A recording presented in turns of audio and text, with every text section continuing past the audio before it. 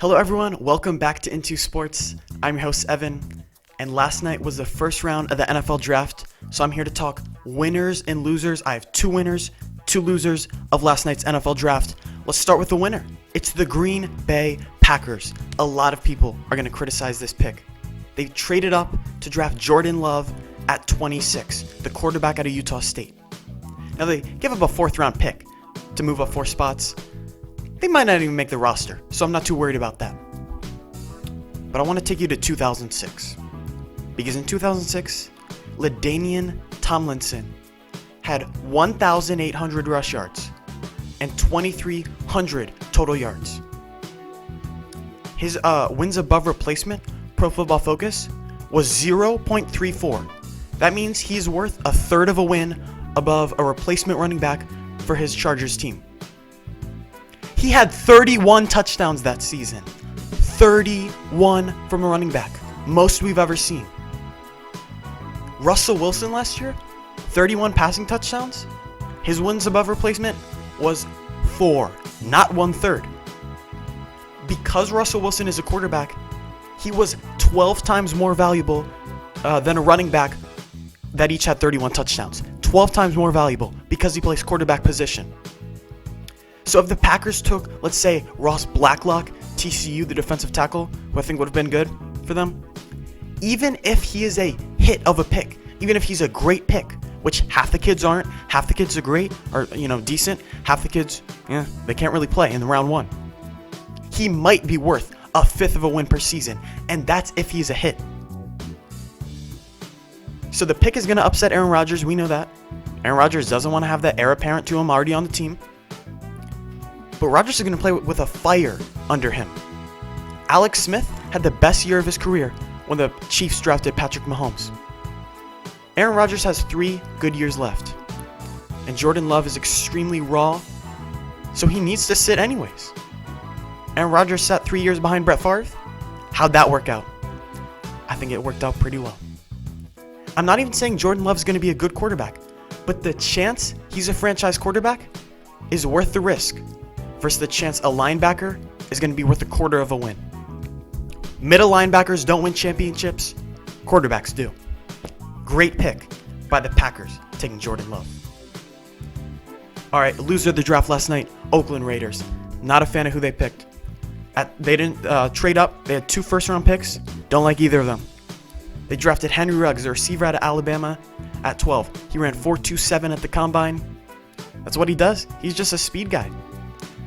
The super fast first-round wide receivers, like John Ross, Kevin White, who were both top 10 picks.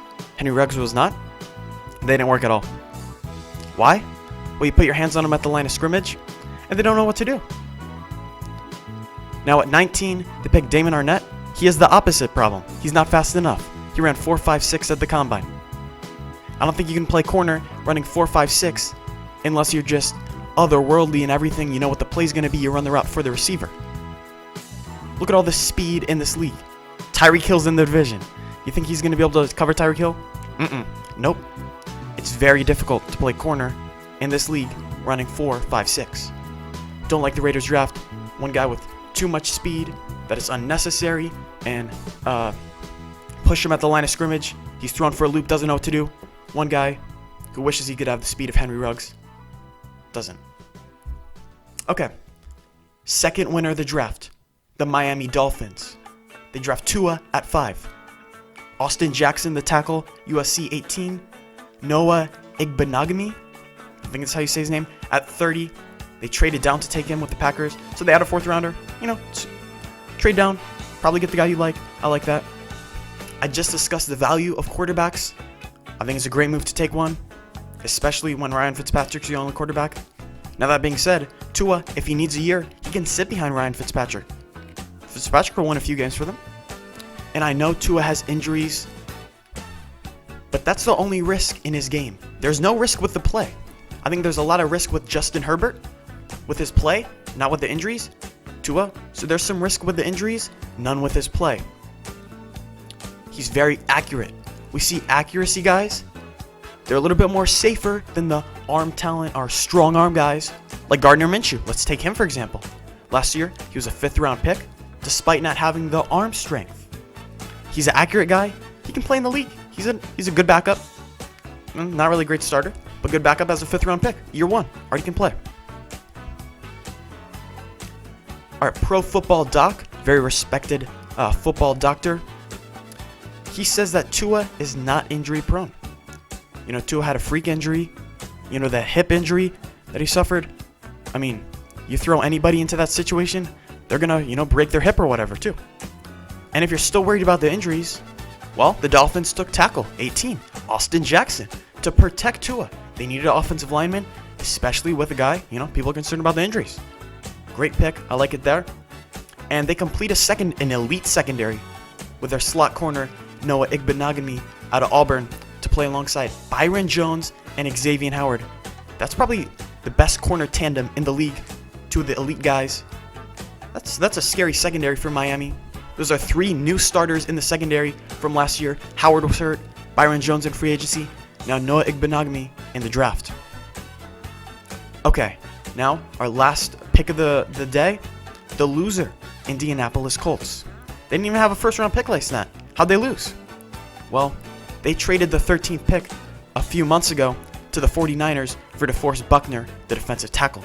And then they paid him 5 years, $105 million. I don't think he's really worth that, but even if he is, the 49ers, let's see what they did with the 13th pick. They traded back one, added a little bit of value, and then they take defensive tackle Javon Kinlaw out of South Carolina. So the Colts lost the chance to have the younger and significantly cheaper option in Javon Kinlaw, and many think that Kinlaw was even better than Buckner coming out of college. And now he's younger, he's cheaper. It's not really a move you'd expect from Chris Ballard, the Colts GM, who's a value shopper. He's the kind of guy that shows up to the grocery store with 200 coupons on them. And this is why I think the owner, Colts owner, Jim Irsay, got involved with the trade, a little bit of urgency, you know, kind of sick of the value shopping that Chris Ballard likes to do. Went and got Rivers, went and got Buckner, but I think they're a loser from last night. The not getting Kinlaw, younger, cheaper, instead paying a guy $105 million? Yikes. If you did enjoy, please leave a like or subscribe. And I'd like to hear your winners and losers, what you disagree with, agree with, down in the comments below.